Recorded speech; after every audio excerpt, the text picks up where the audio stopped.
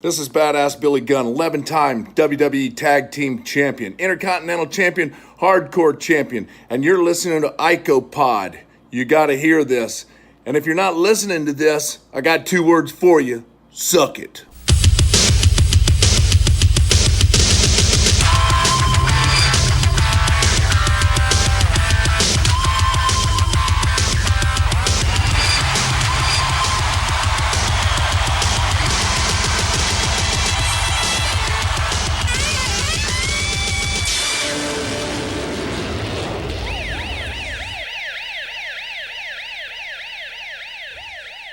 And we're back with episode 43 of IcoPod. I'm Bob Conley Jr. With me, as always, is Austin Skinner. Austin, how you doing, buddy, old pal? Oh, I am just dandy. And you know what I'm just now realizing, Bob? What's that? Our episode count or episode number now matches how old you are. You are a son of a bitch. That's fucked up. I'll have you know, listeners, I am 29. I'm not 43. I may look like I'm 43, but I am not 43. I once had a coworker of mine. I was like, "Hey, how old do you think I am?" And they were like, 39. I was like, "You're fired. Get the fuck out of here." Get the fuck out of there. They did not say that. My beard was substantially thicker at the time, and I looked disheveled. So 39 years old. That's what they thought. And I was like horrible. super offended. And they were like, "What, 32?" Oh my. And I was like, "No." And at the time you were probably what, like 28, 27? No, I think it was recent. It was recent. Oh shit, it was recently. Oh, there was times when like I was on the bus in 6th grade and parents would be like, "Why is there a high schooler on the bus?" Swear to God, that's not even a joke. They were like, "Why is like a 14-year-old on the bus with all these like 10-year-olds?" To be fair, you are fucking. I was a giant. Yeah. I was a big kid. Like, there's no doubt about that. Holy shit, that's awesome. That's one of my favorite things I've ever heard. Yeah. See, we dabbled into real life here, Bob. I tried to make a joke and it got real quick. It did. Yeah. Years of bullying because I was overweight. I mean, I once would eat, those family size things of Hot Pockets. Yes, There's like the 12. box, right? The family box. Yeah. Yeah, there's like 12 of them. I would eat those all of them within about 16 hours. Oof. Yeah, two at a time. So you got 6 servings and burn right through them. Pepperoni and cheese was my favorite. I'd have meatball every once in a while. Okay. It was mostly pepperoni. And then I kid you not, as I'm just going on a tangent here. I was up to like, what? I was probably a junior in high school. I was probably pushing like 230-ish. Okay. Yeah. And then I like stopped eating those and I was eating like salads and chicken all the time. And I got all the way down to like 185. Holy shit. And I went to like a family function, like when that was going on, and they're like, "Are you eating? Like, is everything okay?" And Not I'm like, Hot "Yeah." Pockets. Yeah, I just stopped eating really horrible processed food. And they're like, you look good, but you look really thin. I was like, "Well, thanks." Because I've lost a significant amount of weight and I'm not like just eating unhealthy food anymore. Yeah. Of course I am now. As a 29-year-old, I'm back onto the not eating healthy. Okay. Well, I'm still overweight and still get bullied for that. So we're in the same camp. Yeah, I mean, it's all right, Tubby. So we're here on episode 43 of IcoPod. And the last time that we were here, a friendship dissolved. Yeah, right in front of ours. our eyes. Yeah, ours. Right now, because I said Tubby. That's when nobody calls me Tubby. Patrick from Yeah, we're done. Okay. All right. Well, that was it for episode. That was it for episode 43. Thanks for listening. Yeah. So last week, the friendship between Crush and Randy Savage dissolved at the I believe it was in Poughkeepsie, right? Yes, it had to have been Poughkeepsie, New York. Poughkeepsie, New York. At the Mid-Hudson Civic Center, where we were at first led to believe that Crush maybe thought things over and was, "Hey man, Savage and I were brothers to them. We'll talk about it." And then he just decided to murder Randy Savage on the floor. So it looks like that friendship is over. Maybe one of the looks to be the top angle moving forward for television's sake, since Lex Luger and Yokozuna's kind of cooled off significantly. For sure. So what do you think about that development? Are you on board with the Crush heel turn? Could this maybe spark a spark a push and interest in Randy Savage, who was a commentary guy prior, or what's going on in your mind for that? I would say yes and no. As far as anytime Savage is in front of the commentary table rather than behind it, I'm always down for that. When it comes to Crush's heel turn here, the only thing I'm a little bitter on, and we touched on it a little bit last time we spoke, is the fact that he's aligned himself with Fuji and Yoko. I really, really feel like it just fundamentally doesn't make sense, especially because they're the reason he was out injured in the first place. So I think Crush's heel turn would have come off a lot more cool and would have made a lot more sense if he was like the lone wolf guy just coming back to get revenge on an old friend kind of thing. So that's where I would have taken it. That's the only bitterness I find with this angle currently. I'm still interested to see how Crush handles the heel kind of persona of himself, especially because, you know, we're used to the highlight colors and the pandering to the crowd and nothing heel about Crush. So pretty much the opposite is what we've seen thus far in 93. So yes, I'm looking forward to that, a change of pace. Hopefully some interesting Crush would be nice for me if I can kind of make that happen, but I'm not going to hold my breath quite yet for that. Yeah, I don't know. I mean, I'm definitely interested. I'm more interested than I thought I was going to be, but the jury's still out on this one, I'd say. Well, everybody knows that at least at the beginning of this podcast, I was kind of into Crush. I was like, hey, man, let's push him. And then he feuded with the Clown and couldn't beat him. So then I kind of jumped off the ship there. But I agree with you that I think there's a couple of things that's wrong with the feud. And we mentioned it last week. At least I think we did. That Crush has valid reasons as to why he would be upset with Randy Savage. And then the association with Yokozuna. It'd be similar to like years from now when they would do like the Steve Austin getting ran over by a car. It'd be like him coming back and then aligning himself with like Rikishi or something. Right. You know what I mean? Yeah. Like, yeah. Right. It wouldn't make any sense. Like, oh man, I love your tenacity. You hit me with a car. Let's team up and be friends. Right. Exactly. It wouldn't make a lot of sense. Exactly. And it doesn't make sense here either. Unless, they're going with like, they showed me family by hurting me. I don't fucking know. Well, no, I think the Rikishi is a good comparison. Because think about it. So Rikishi, ran over Stone Cold for The Rock, right? He did it for The Rock. Right. He says. Yeah. So that'd be like Stone Cold coming back, he and Rikishi getting on the same page, and now they're going to fight The Rock. Like, fuck you, man. Yeah. Yeah, it doesn't make any sense. No. Yeah. So yeah, it was just it's a confusing thing. But let's just get right into this, into some observer notes. And speaking of which, for that Raw that was on October 18th, they got a 3.0. Oh, nice. The main focus there being Savage, of course. So it looks like it's a steady number compared to recent weeks. I think we got like up to like a 3.4 before, haven't we? Yeah. We've broken 3, but I think it was only the once before. Yeah. It was only one time. But it's usually around like a 2.7, 2.4. Yeah. In that range. Aside from when the Steiners won the belts, they got like a 1.7 or 1.9, whatever it was. So apparently nobody cared about that. The only other bit of news is that the USA Network has extended their deal with the WWF through 1995. Oh, good. So obviously, apparently the numbers are doing pretty well. And of course, 1995 would see a major opponent coming into the scene. And of course, we'll get there. We'll get to that by the year, probably by about the summer of 2020. So we'll when we get there, we'll chat about it. Yes. I think we're kidding, but it's true. House show notes. There's only one. It's in Pittsburgh, Pennsylvania at the Civic Center and took place on October 22nd. 9,800 people attended it. Nice. It featured Owen Hart taking on Bastion Booger. Jerry Lawler and Bret Hart met in singles action. The Head Shrinkers battled the Smoking Guns. Lex Luger took on Ludwig Borga. The WWF Tag Team Champions, the Quebecers, defended against Men on a Mission. WWF Intercontinental Champion Razor Ramon defended against IRS. And in the main event, WWF World Champion Yokozuna defended against The Undertaker. So basically what Survivor Series probably should be.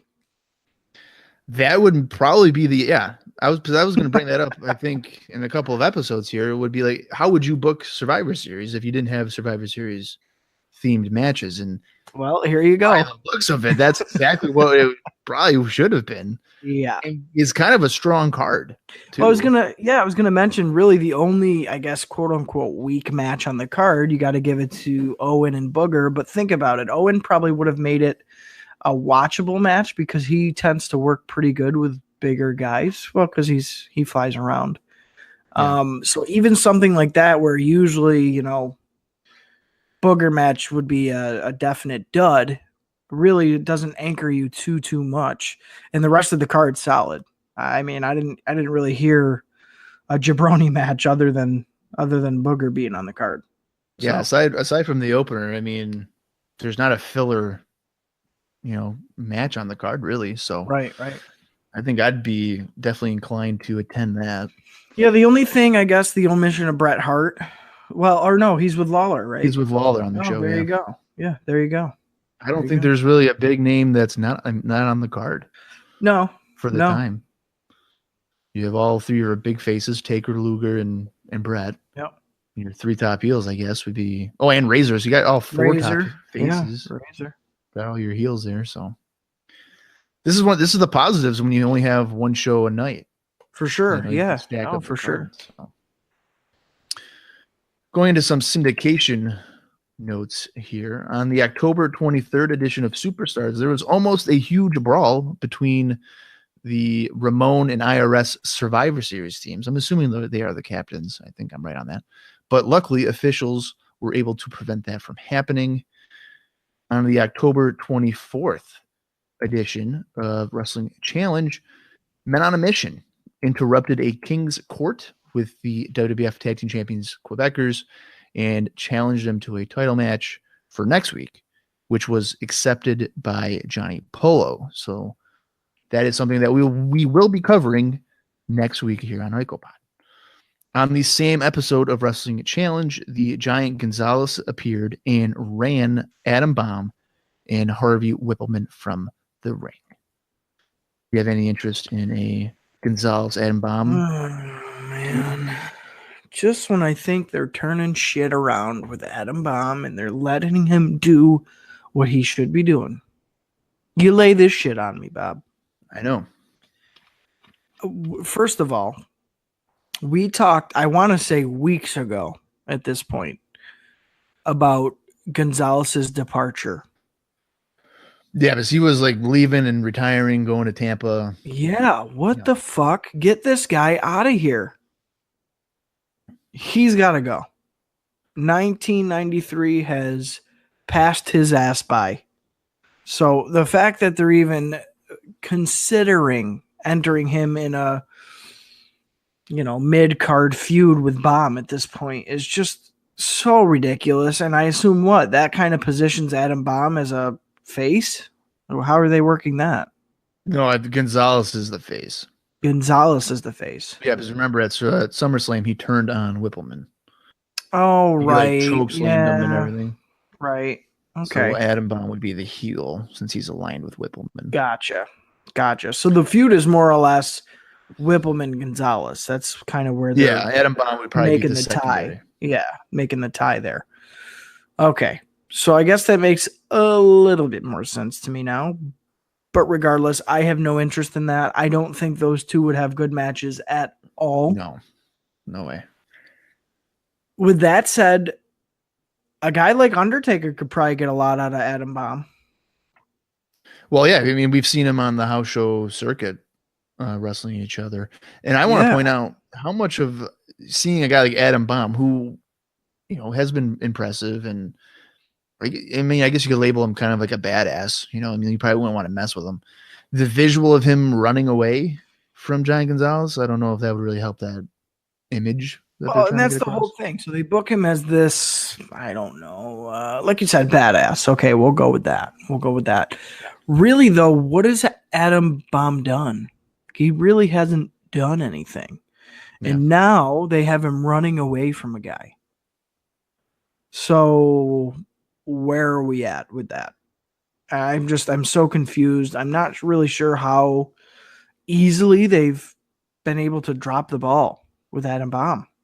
I just, and maybe it's me just kind of looking too deep into things, but I just feel like he has so much more potential than that.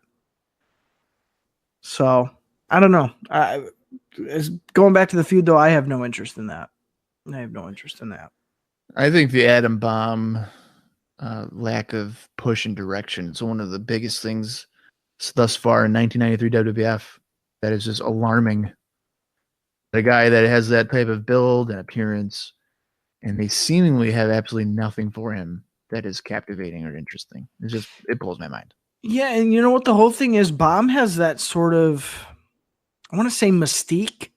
Adam Bomb has a mystique about him when he makes his entrance, and he's almost brooding. I would say that's not something that is commonplace on the roster at this point. So it's a very, very nice addition, and for them to just kind of let that fall by the wayside blows my mind. Yeah, I don't know. I wonder if the character of him maybe limits him a little bit, because if he's in a different era where maybe he doesn't rely on a character, maybe he'll get more of a push. But since they're so character driven, maybe it's restricting him. Yeah, I would definitely take that into consideration. And I hate to play the blame game, but I wouldn't be surprised if some strings were being pulled against Adam Bomb as well. Just as far as, the interior group that will be heavily focused from now and through to even the next couple of years. Yeah. Yeah. And in case you're wondering, who are you talking about? No, it's not the Republicans. No, it's not the Democrats. Baby, it's the clique. If you ain't part of the clique, you ain't part of the WWF. And as a matter of fact, not to get too off the rails here, I actually just recently found a shoot interview on YouTube with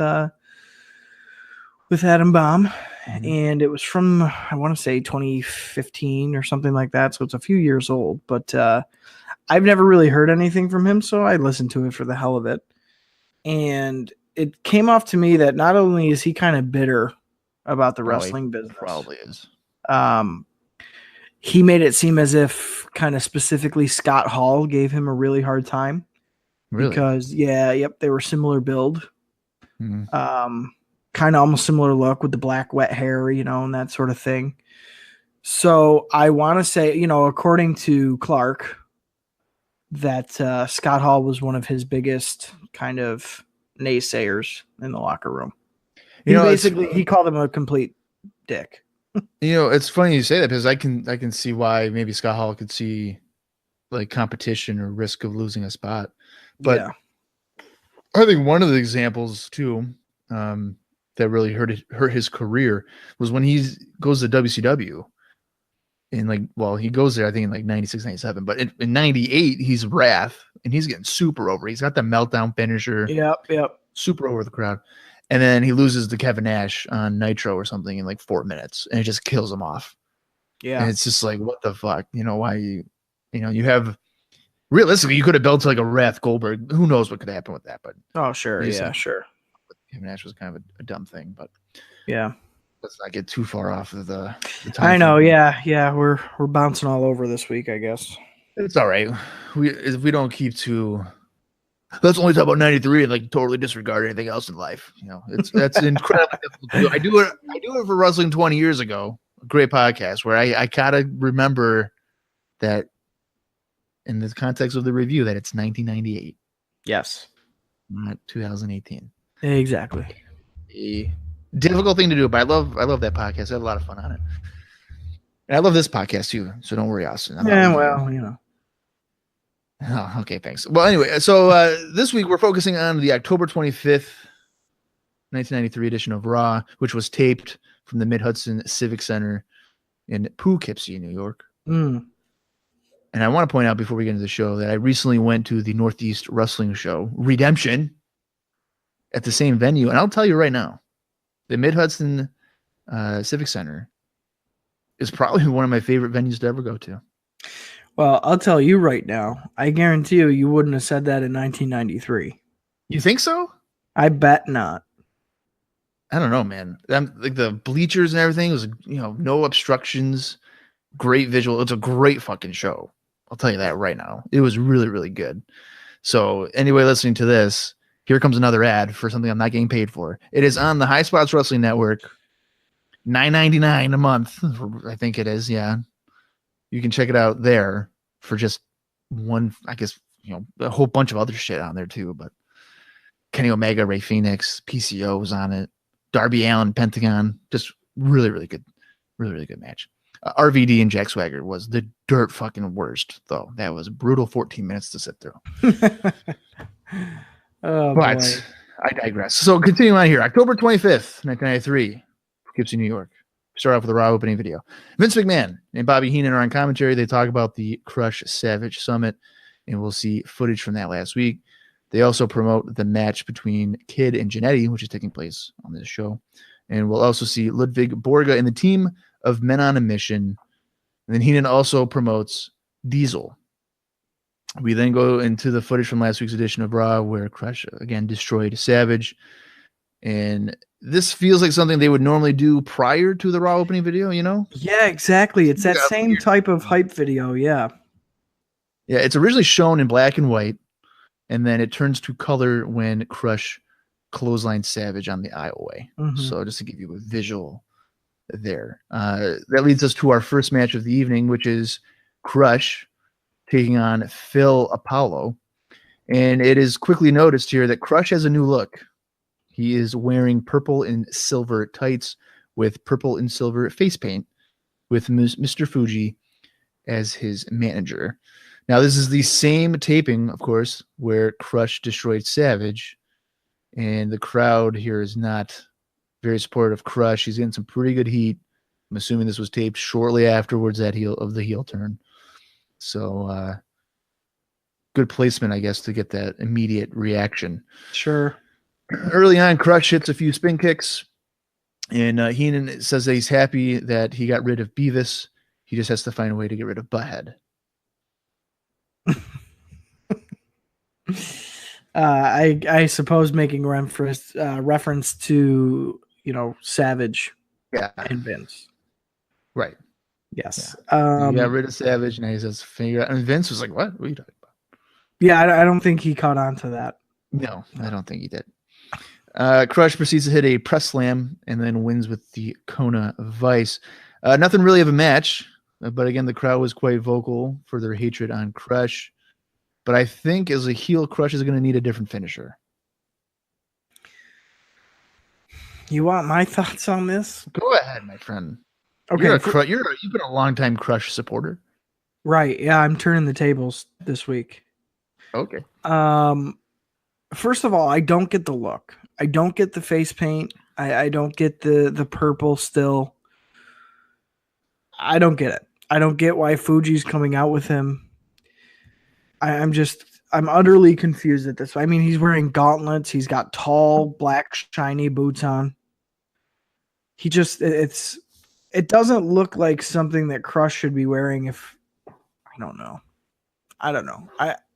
The look threw me off, put it that way.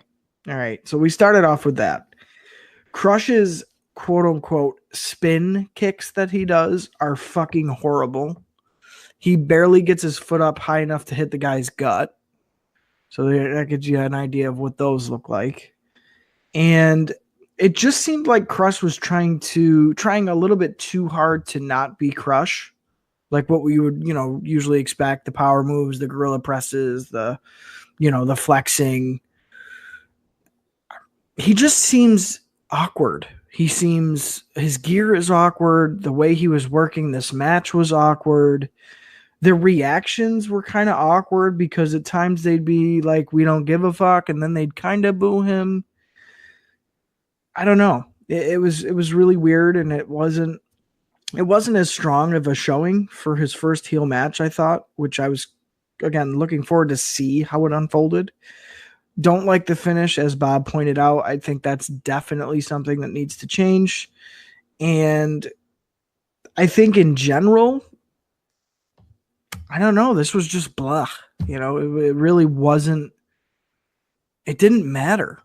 which isn't good. This is his first heel match. And he shows basically no aggression. He doesn't really show us anything different. It's Crush, but almost watered down Crush. So like even worse. I don't know. Didn't like it. Didn't like the look. Didn't like the re-debut here. Didn't like anything about it. Yeah, well, the match was for sure boring. Boring. Absolutely. There wasn't even like impressive displays of strength or anything. No. Because at least when he was a babyface, like he would do like a tilt-a-whirl backbreaker or something like that. He would pull out a move here and there. It's like, oh shit, hey, for Crush, that's pretty fucking cool. Yeah, which makes good. Which as a babyface you probably want to do because you want to get that reaction. Which makes me think what you were saying, that he seemed he didn't know how to act.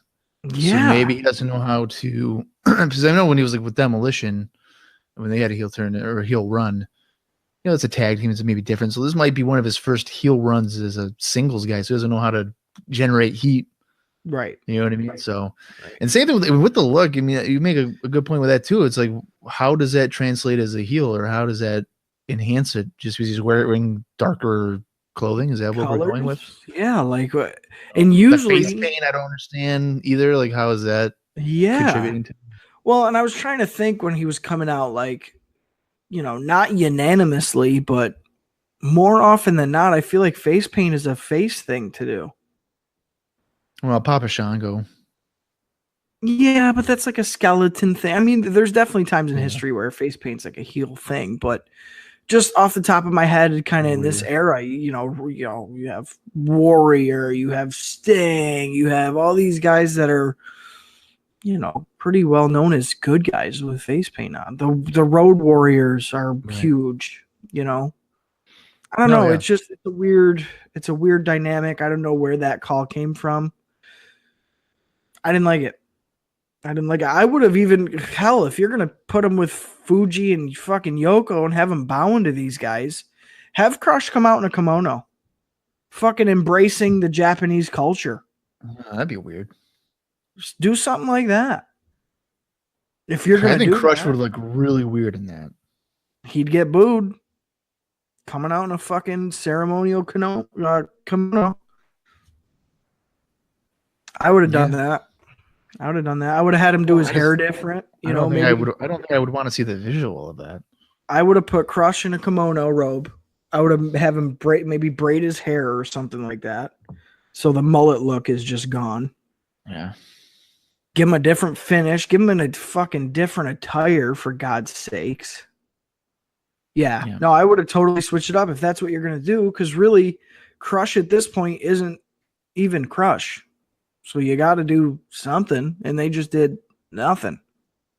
Yeah, it was definitely a less than stellar introduction to the heel version of Crush, needless to say. I would have even took Crush in his jeans, his boots, and his leather jacket.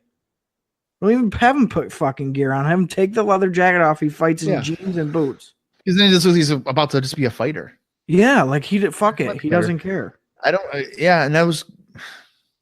It kind of is a bummer that Fuji is there too, though. Yeah, if he's there for the turn, I mean, I guess I can let it slide and then just let him be on his own after that. But because it tells me they already aren't giving him much of a chance to succeed on his own as a heel. Like, no, let Fuji go out with him. Like, no. I wonder if they thought they needed to have the Fuji Yoko association to enhance his heel reaction. I would say absolutely to that. I think it might hurt it though. It does. I think it does. Yeah, I think it does hurt it. Yeah. Yep. Well, speaking of things that hurt the show, Johnny Polo shared a pre-tape promo saying that he could beat both Marty Jannetty and 1-2-3 Kid. He's kind of gloating about it. Needless to say here, Polo was not a very good promo in this. I don't even know what you would describe his character. Yeah, it was another confusing moment here. He basically came out of nowhere. It came out of nowhere. Yes. There's been no talk of this. And then it's just like, oh, here's Johnny Polo talking about Jannetty and 1-2-3 Kid. It's just what? How does that have to do with anything? Yeah, he's not ever talked about this in any capacity. Right, and not only that, yeah, he says he could beat both of them and that they're a bunch of losers.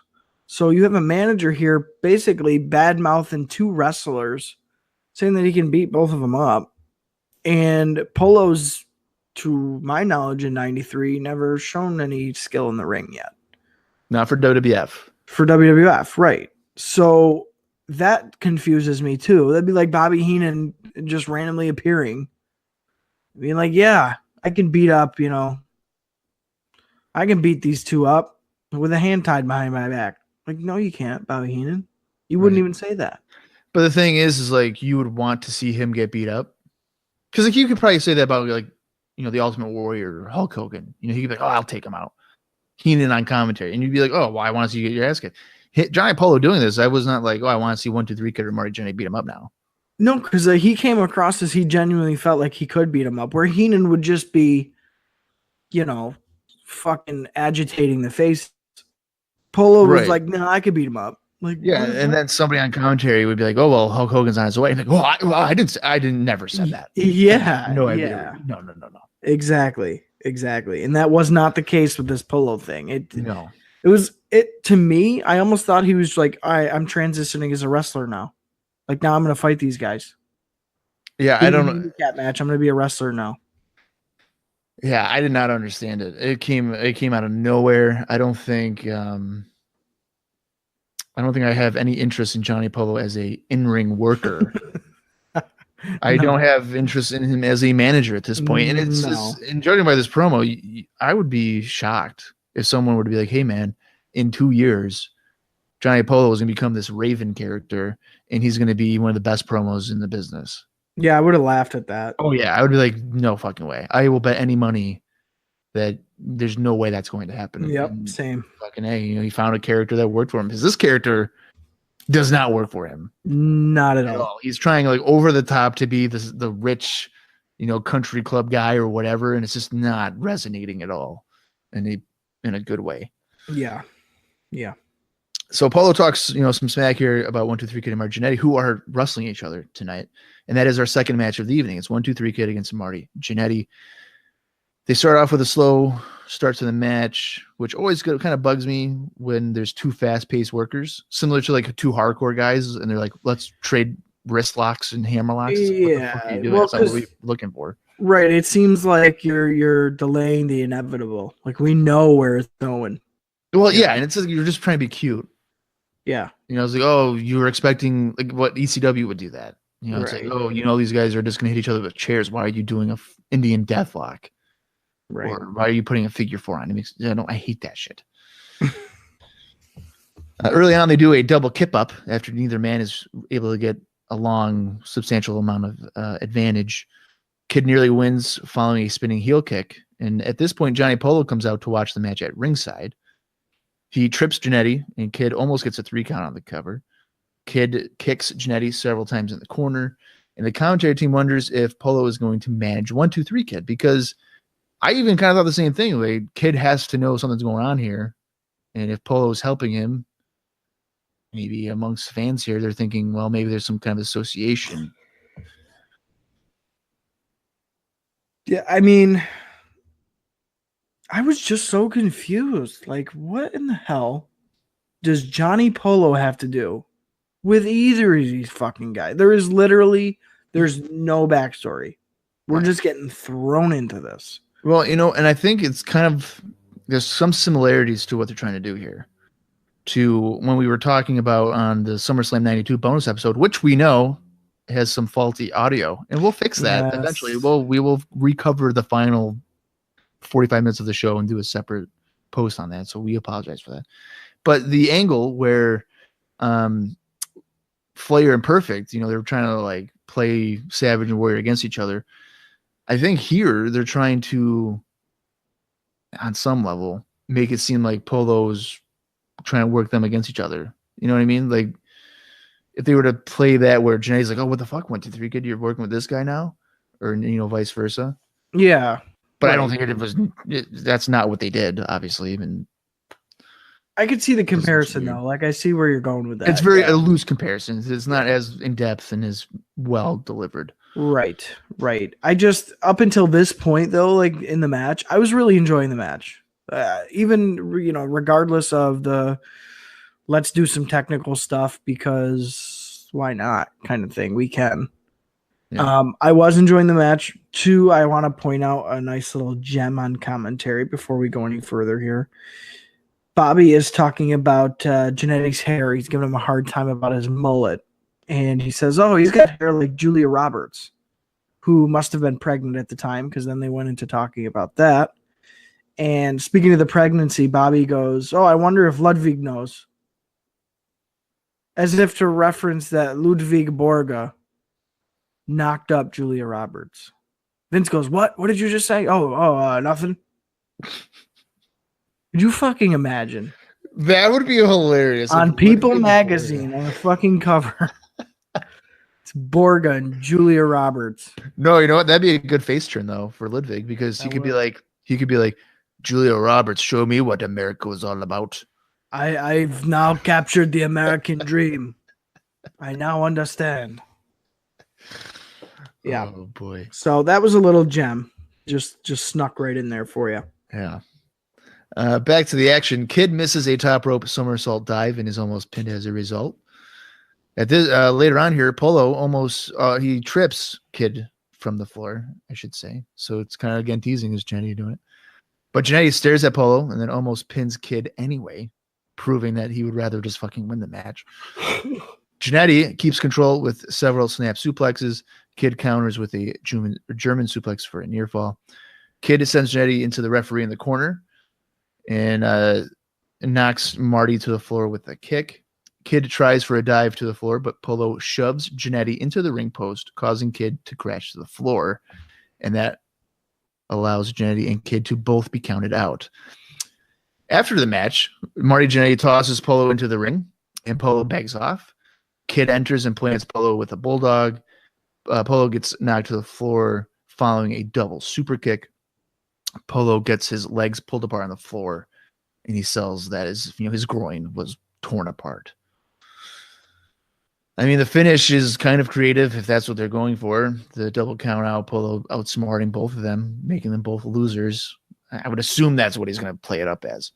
The action was decent, but the angle with Polo doing this comes out of nowhere. I know, you got to start feuds at some point or whatever, but I mean, this is just it's lazy. Came out of left field. Yeah, they're not even making an attempt to tie anything together. It's like taking two negative ends of a magnet and just forcing it. Like, oh, we're just gonna make it happen, and it doesn't work. So to me, it fell a little flat. I think the match itself was really, really solid for the most part. I mean, despite all the interference by Johnny Polo, I would have put this match on first. I would have made this the show opener. I think it would have benefited from that, maybe just one more spot. And, as far as the finish, I wasn't really a fan. I mean, now you're taking the focus away from the wrestlers and two, pretty good wrestlers at that, and you're putting the focus on a guy like Johnny Polo, who doesn't necessarily have too much direction or importance on the card, I would say. So for that matter alone, I mean, the one word that comes to mind with this whole match, this whole segment, I'm confused. It's almost like with Crush, the match before, I'm left confused. I don't know what they were going for. I mean, I guess like Bob says, we're trying to paint the picture that Polo's a lot smarter than he comes off. And he's able to outsmart, people like Marty Jannetty and 1-2-3 Kid. At the same time, I don't think he necessarily needs to be spotlighted. He's only a manager. Like, what doesn't matter kind of thing. I don't know. I would have much rather preferred if, say, Bomb came out with Harvey Wippleman and was scouting the match and was like interfering, and then he outsmarts both of them and then destroys them both at the end or something like that. I would have rather have made it an angle into a feud rather than let's fuel the character of Johnny Polo that, again, basically has no direction. Yeah, I mean, the only thing the only way that this would really make sense to me is if I think it was back on October 4th when the Quebecers defended against 1-2-3 Kid and Barry Horowitz.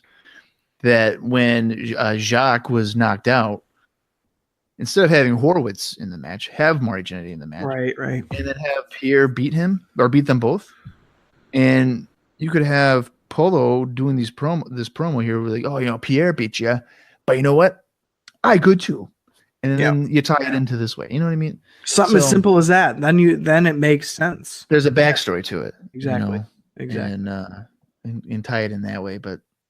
Again, just a weird way of doing it. And again, I understand that most angles do have random ways of developing, but this is just, I think this tops them in terms of. Yeah, it's too out of left field. Yeah. I mean, Polo's not even a good manager. I can't imagine he'll be a good wrestler in that character. So, yeah. Speaking of wrestlers, but this guy's actually one of my favorites. Jeff Jarrett, a vignette promoting him is shown, and he's from Nashville, or he's in Nashville. Jarrett talks about corrupt politics in country music, and he's at the Buddy Lee Attractions talent agency. He says that Buddy won't give him a break, and he is sickened to think about Woody Nelson and how much money he has made. Jarrett promises to show he's the greatest wrestler, and he mentions the likes of The Undertaker, Mr. Perfect, and the Steiner Brothers. He's going to take them all out. And when he's done with the WWF, he's going to arrive to Buddy Lee Attractions, and damn it, he'll get signed. Yeah, he calls Willie Nelson here a decrepit 95-year-old man who can't sing a lick, unlike Double J. So that's pretty funny. I'm still kind of hot and cold on Jeff Jarrett at this point. I hate the country music tie-ins. I really don't like it, but it fits the era.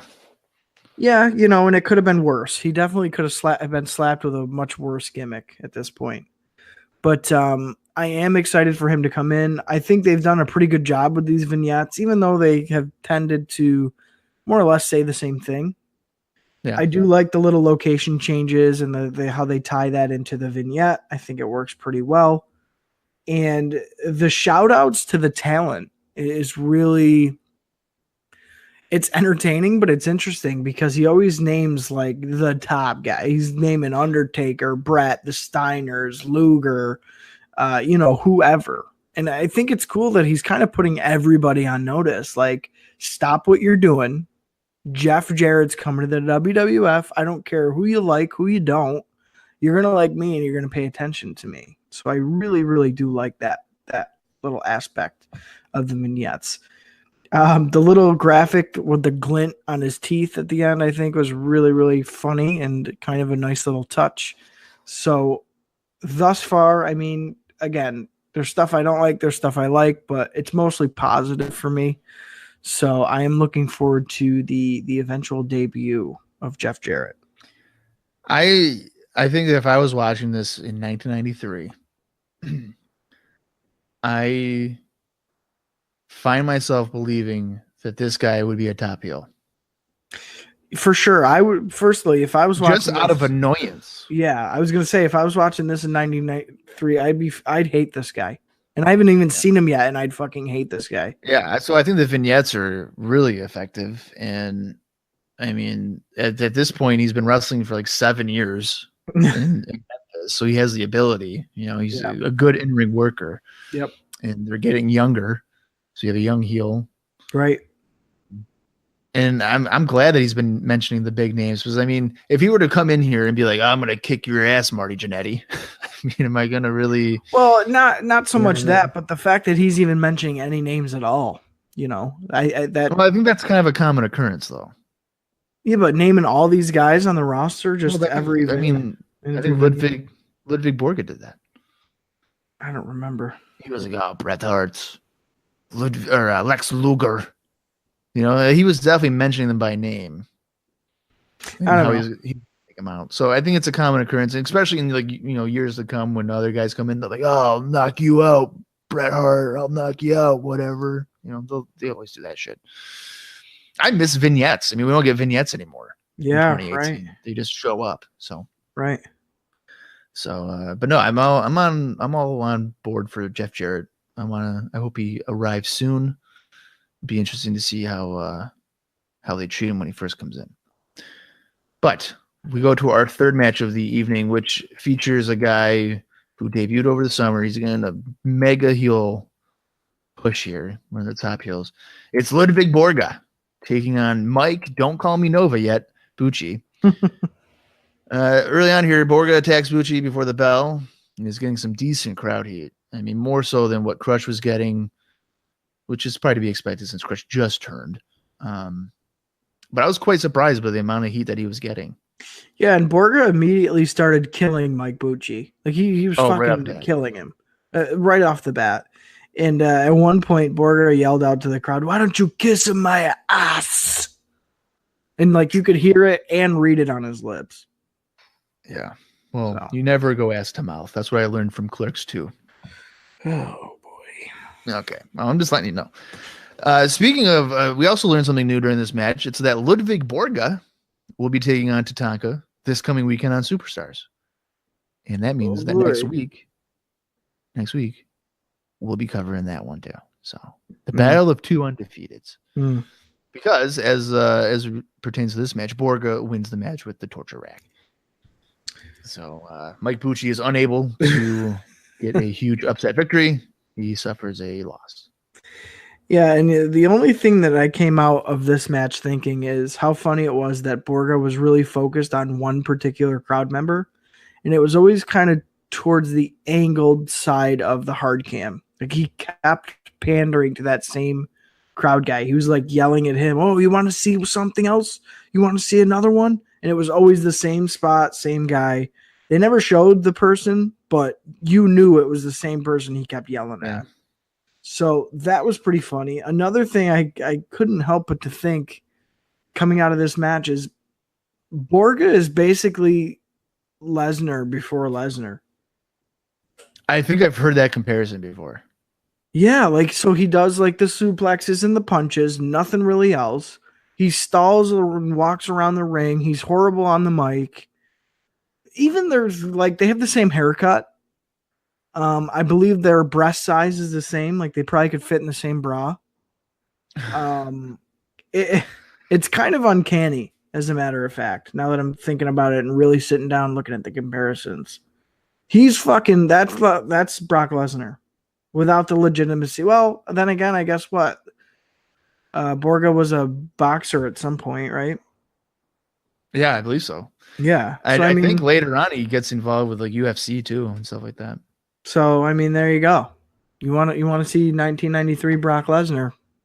There he is. All he has to do is get that penis tattoo on his chest, and it would be a carbon copy of him. Mr. Stinky from Helsinki over here. There you go. That should be his new nickname. That'd be great.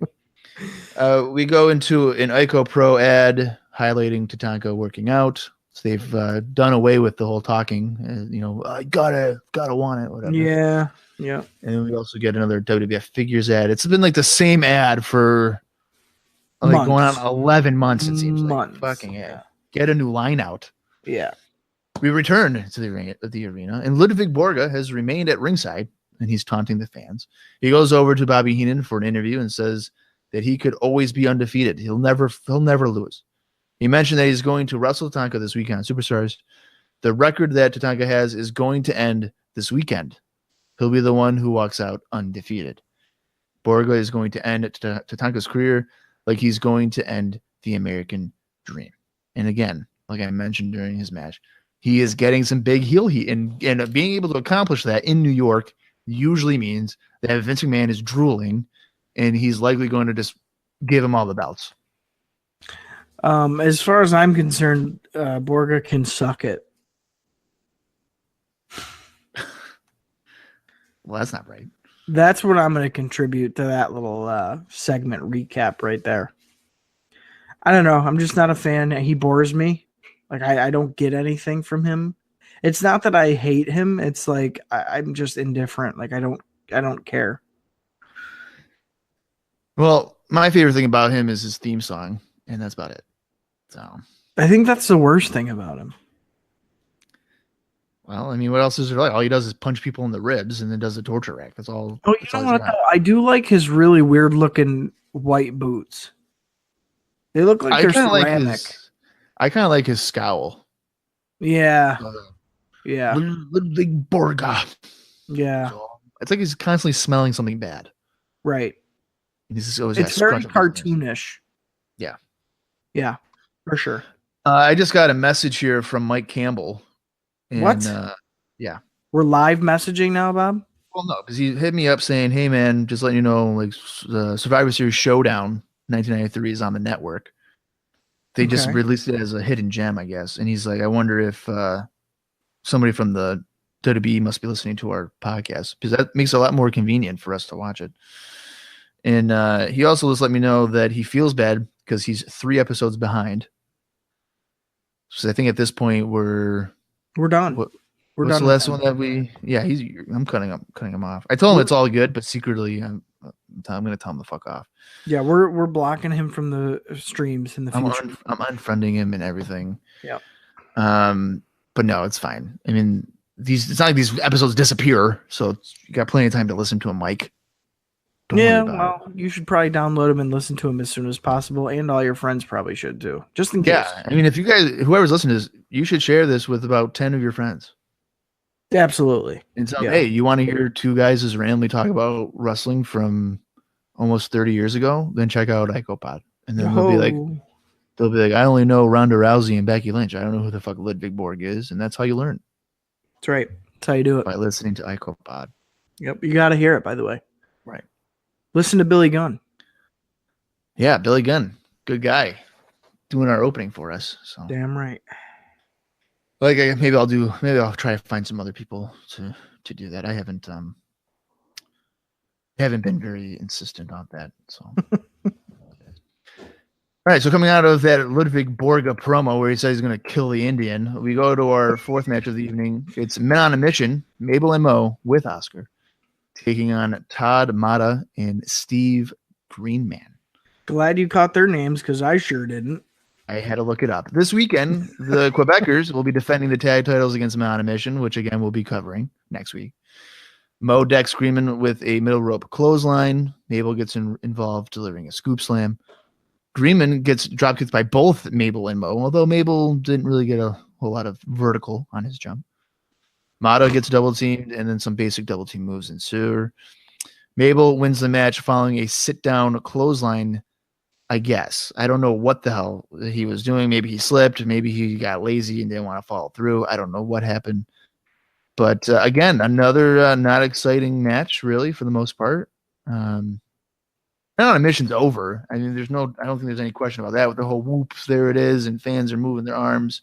Even though, as a result, anytime an African-American wrestler comes out, they do that. This is noticeable in WCW because Too Cold Scorpio, I'm telling you right now, whenever he comes out on Saturday night, WCW Saturday night, I've reviewed a lot of these fucking episodes, or any WCW program. They're all saying "whoop, there it is." Ron Simmons. I think fans have just thought in their heads, "Hey, man, this guy's African American. Whoop, there it is." I don't understand, but anyway, yeah, nothing really going on here. Nothing all that impressive. Is Men on a Mission going to be the new face team to replace the Steiner brothers? Are you interested in that, Austin? I almost called you Dallas, but I didn't. Well, then I definitely would have hung up on your ass. So here's the thing. Okay, obviously, just from a physical standpoint, you can tell Mabel's the one who's going to break away, and it's probably going to happen pretty soon. And that's just coming off of really not watching too much of 93 or 94. That's just what I'm gathering from this. Oh yeah. They hype him up big time. Big time on commentary. And he gets big reactions when his ass gets tagged in. Oh yeah. So, the clock's already ticking on this team. For me, I can tell that they're both really, really green still, both Mabel and Mo.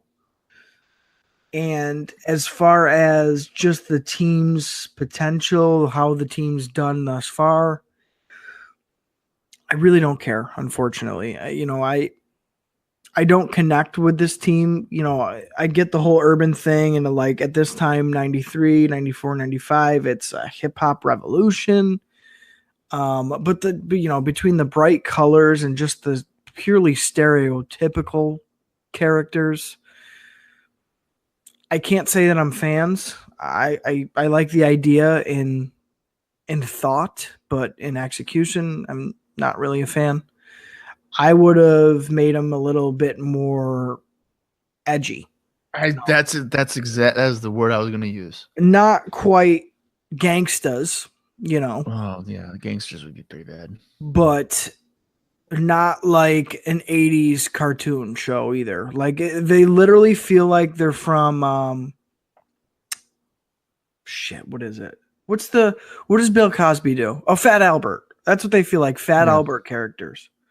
And I don't think that's the right direction to go in, especially with two big black guys. Like you can make a formidable, like, holy shit, these guys are badasses team. And you don't have to, I don't know. I don't like the direction that they took them in. I don't. Yeah, well, it's funny you mentioned the gangsters because I don't think it's 93 yet. Oh, I think they came in 94, but like New Jack and Mustafa, I mean, they're rugged. That's like, yeah. They're dropping N-bombs on Smoky Mountain Wrestling television. They're quite aggressive and quite not politically correct for the time. By comparison, these guys are cartoonish.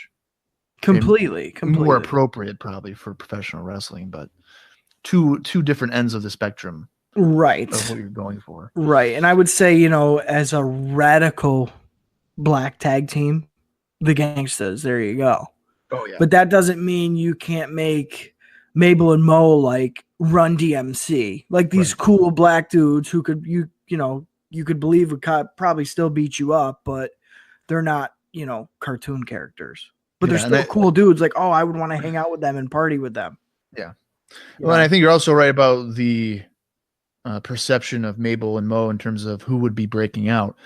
Yeah. You look back at other tag teams and we'll say like the Rockers and stuff. When Sean turns on Marty, you're still thinking, well, Marty, he can wrestle. He'll be all right. This is a situation where if when they were to break up, it's like, what the hell do you do with Mo? He's going to turn into Virgil. Like that's probably what's going to happen. You ain't going to see him no Mo. That's where his ass is going to be. No more Mo. This is it. No. So, yeah, just a clear indication. Because I remember like growing up, even renting the tapes, whether it be like, SummerSlam 94 or whichever, and you're just like, Mabel's going to be the guy. Yeah. That's going to move on.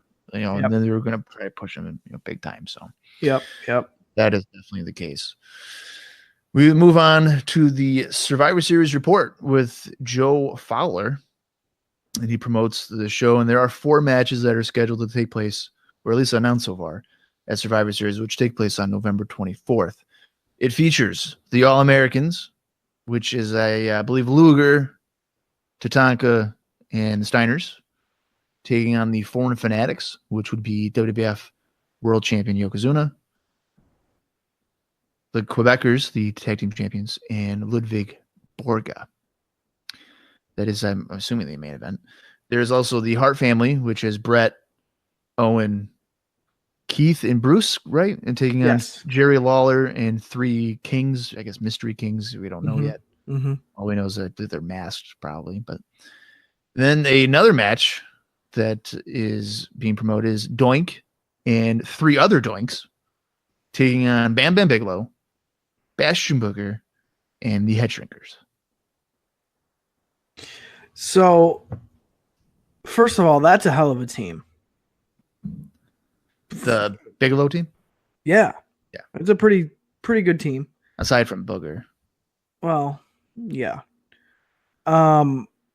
Versus 4 fucking Doinks. Yeah. I'm telling you right now, I am not looking forward to that. Not only that, but for me, if I'm a fan and I don't know any better, I'm thinking we're getting surprise debuts for King's people there. King's Knights or whatever the fuck he's calling them. Well, I feel like that would be a great time to put in Jeff Jarrett, to bring in a guy like Brian. That to would bring be in cool. a guy like Brian Christopher. Bring in some USWA names. Yeah, that'd be cool. You know what I mean? Because they do have a working relationship, so it would make sense. Right. I mean, Brian Christopher at this point, I praised him a billion times on this thing already, but he's having great heel work down there. Jeff Jarrett, obviously his vignettes are, there's a correlation here. Yep. I mean, you got to find a third, I guess, but it just makes sense. I don't know what else you could do, but yeah. So we'll find out at Survivor Series. That'll be interesting. Yeah. And then the final match that is being promoted is WWF Intercontinental Champion Razor Ramon teaming with Mr. Perfect, 1-2-3 Kid, and Marty Jannetty to take on IRS, Adam Bomb, Rick Martel, and Diesel. And then after that announcement, Fowler proceeds to promote the rules of the match and all the possible situations, which he's done each time that he's done this. Oh, it could be 4-on-1. It could be 3-on-2. I don't know. Oh, this is crazy. I like Joe Fowler and everything, but I mean, come on.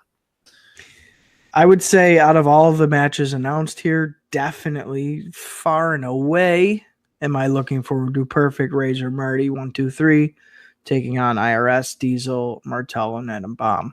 I'm really holding out hope for that match. I am just glad that Adam Bomb is on a team. Yes, and on a card, finally, on a pay-per-view card. I mean, although it doesn't... Does he have any issues with the guys? Adam Bomb? I don't think he's had any interaction with these people. Like, IRS has had interaction, I think, with everyone but Perfect. Rick Martel. Razor. Yeah, but he fought Perfect earlier in the year. He had a house show match with Kid, and I think Jannetty too. And then Diesel's Ramon and Perfect. Yeah. Yep. Jannetty. Yeah, I don't know about Adam Bomb. I don't think it seems like a throw in there. It's kind of weird. I want to say he might have faced Marty before this year. He might have. I want to say he did. But still, I mean, it was nothing of significance. Bomb hasn't done anything of significance, unfortunately. No. I do find it interesting, though, like the Undertaker's not on the card. Yeah. Yep. He's not being promoted for anything. Right. Crush isn't on there. Is Savage? Yeah, Savage is on there. Is he? No. Savage and Crush aren't on there. No. So that's some big names there. Aren't? Yeah, that's a good point. I mean, hey, not everything's announced yet, so we'll see. That's true. We'll see what happens. Card is subject to change. So that's right. We go into an ad with a, I guess, young child. It's like it's like an infant with a remote control and throwing it. She's crying. Yeah. Whatever. Throws the remote, lands on a Raw, and then the child's happy. So apparently, Monday Night Raw makes children happy. Yeah, it's that same goofy one we've seen once before. Yeah. It's along the same lines as the loser guy waking up with the hot girl, doesn't want to bang her, goes to watch Raw instead. It's stupid. Right along with that. So just another weird, I don't know. I guess they're trying, if nothing else. It's just so fucking stupid. Yeah. We go to our main event, Diesel taking on Dan Dubai or Dubiel. I think it's Dubiel. I think Dubiel. Yeah. Diesel plans Dubiel with a gut wrench slam in the early moments of the match. Delivers a couple of clotheslines. It's a backbreaker. Comes out. Dubiel comes off the ropes, met with a big boot, and then Diesel wins with a right hand punch. Thrilling, captivating. So, I guess unlike you a little bit here, Bob, I was actually pretty damn impressed with Diesel's in-ring capacity. I was. It was all that great. I was, because let me tell you, I was expecting shit. Like, I was expecting him to be pretty fucking horrible. So, first of all, Diesel here, Nash here is in super shape. Like, he is thin and he is jacked. Probably the best shape I've ever seen him in is definitely right here in late 1993. So keep that in mind here. He was being really, really rough with this enhancement guy.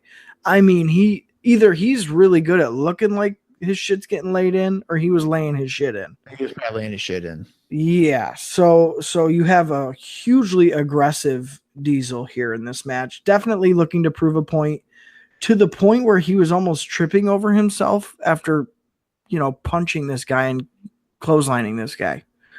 So he was really laying shit in. He was also working much quicker than I've seen Kevin Nash work from other stuff. So that was nice to see.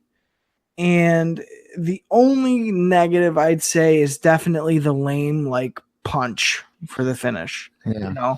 I really wish they had something different for him. Obviously not the power bomb because Adam Bomb's using the Atom Smasher or whatever.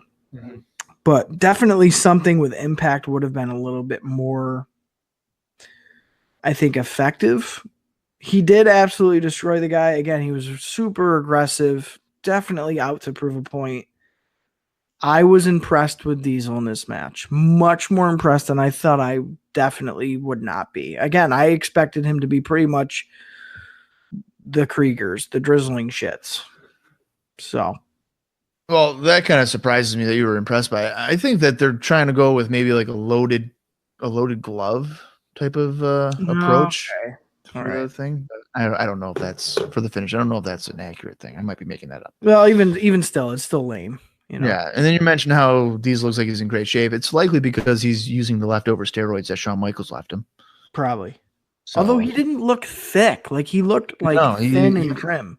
Well, because he was working out as he's doing it. Shawn Michaels would, if he was taking steroids, would not work out, and that's what causes you to get that.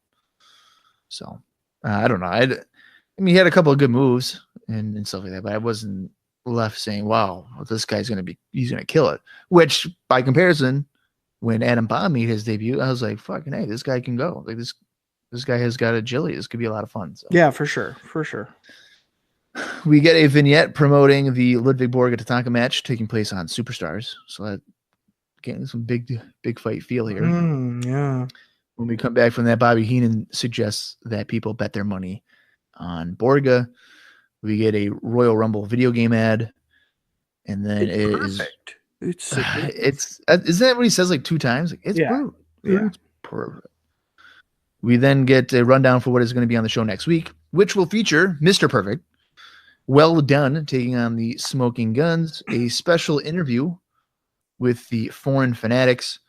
WWF Intercontinental Champion Razor Ramon will be taking on Bastion Booger in a non-title match. Randy Savage will call into the show as well. And at that point, Heenan takes the time to insult Savage. I think he mocks him again with his tongue or something like that. So. Yeah, he stuffs a tissue in his mouth and he starts talking as if, it's all mumbled or whatever. And that's how we fade out. Yeah, so that wraps up the October 25th edition of Raw.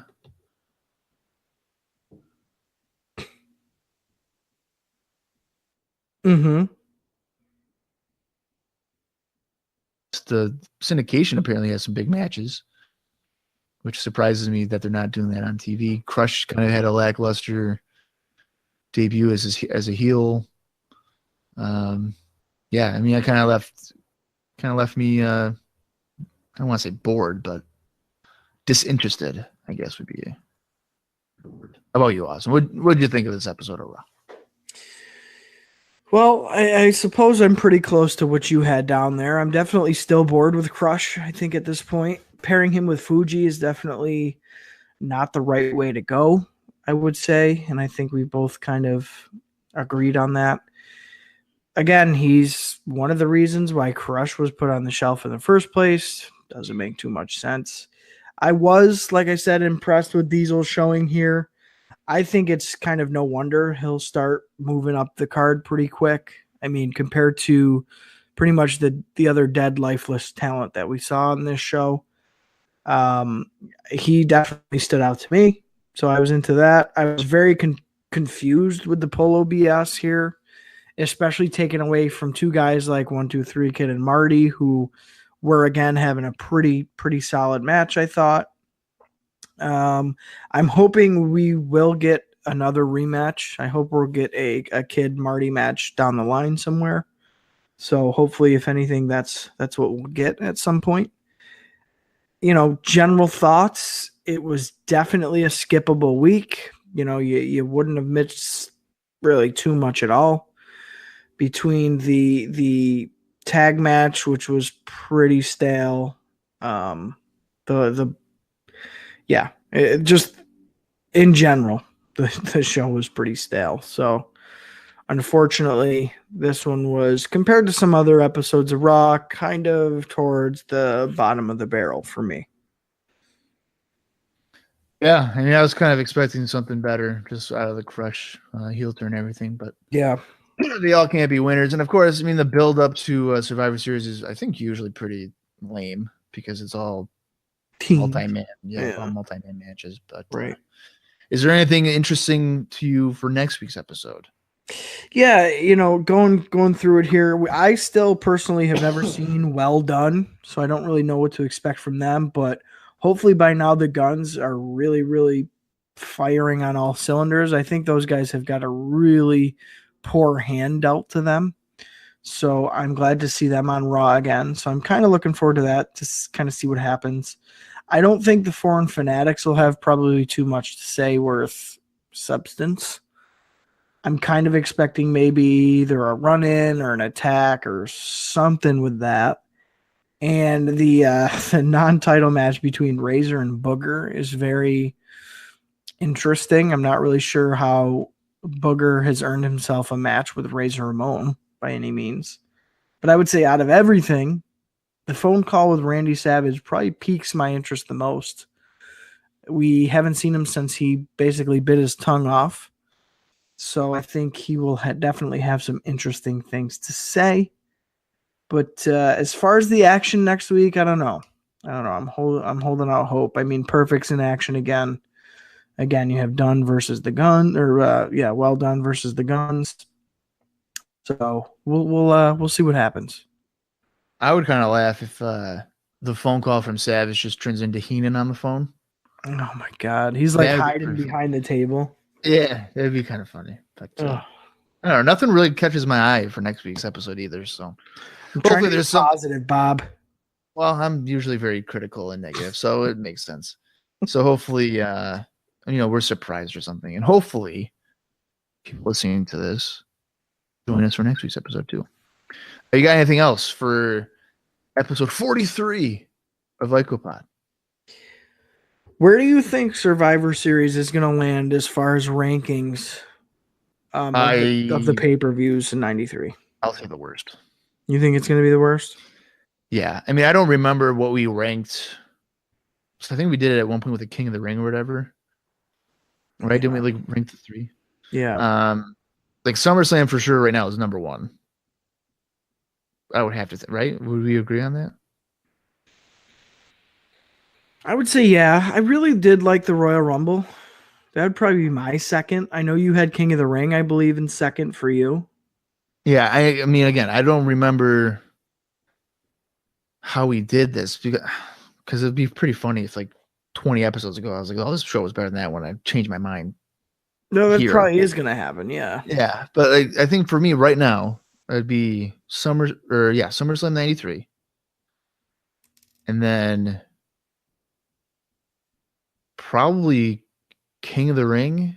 Yeah, I think that's what you have. Rumble and then Rumble and Mania. Yeah, I think that's how you listed it before. I might be wrong. Because I remember it was Mania wasn't bad. It was just a bunch of bad finishes. Yeah. Yeah, it's whereas did I have that over Rumble? I might have had that over Rumble. No, you did. You did because I personally, for me, I liked King of the Ring, but I even liked WrestleMania more than King of the Ring personally. I thought King of the Ring felt like too much of a filler show for me to really get too much out of it. That's usually what tournaments will do. Yeah, so for me, it went SummerSlam, and then I think I did Royal Rumble. I think I did WrestleMania. King of the Ring is how I would have listed it. But I feel like King of the Ring should be higher just because Brett had 3 good matches. It's a standout performance of his career for sure. Yeah. But I don't know. I don't know either. This 93 is just full of just mediocrity, I think. It's a transition. We've said this a bunch of times. Next year, 94, it's vastly different. Yeah, and the whole thing with 93 that I've come to learn thus far, because again, remember, I started this journey without really seeing much at all of Raw in 1993. Yeah. So if there's one thing I've learned, even with the pay-per-views, with the Raws, even with the syndication stuff, it's very diamond in the rough. So for every 5 pieces of garbage, the 6th match you're going to find is a gem. And kind of like really important that you watch it because it's probably pretty good. So, you know, it's kind of a minefield, 93. That's what it has been thus far. But as we've gone over, I think the last 5 episodes in a row, it's your base. You know, it's only something to build on. You know, before this, there was no Raw. So, you know, keeping that in mind, you know, with hindsight in mind, I think for being a base year, it's still pretty good. Oh yeah, I mean, there's definitely a foundation to it, Right. You know, I mean, even in the summer months, there's some really good television for probably 6 weeks or so. Absolutely. So they definitely know how to produce it. I think just right now, to close out 93, it's probably going to be pretty bland. Yeah, it's starting to cool off for sure. And then come the new year when you're Rumble and you're getting the Mania season, that's when I think it'll go on an uptick again. But hopefully we're still providing entertainment for all the listeners out there and they're enjoying our banter. Yeah, I For guess. this time. I guess. Who cares? We don't really care about you. No. Like, fuck you, Mike Campbell, for being 3 weeks behind. Like, whatever. We thought you cared. Well, yeah, we thought you were loyal. Okay. Well, there goes that. Yeah. No, that's all I got, Bob. That's all I got to add this week. All right. Well, we mentioned it before, so everybody that's listening, just share us around, I guess. Let us spread the word. Give them to 5, send it to 5 people. Share our posts on Facebook and expand the IcoPod family. I sound like a cult there for a minute. But anyway, we appreciate you guys listening. This has been episode 43 of IcoPod. I'm Bob Conley Jr. For Austin Skinner. Thanks for listening. To IcoPod. Because you know why? You gotta hear it. I was trying something different. For Austin Skinner, this has been Bob Conley Jr. And this has been IcoPod. I was trying something different.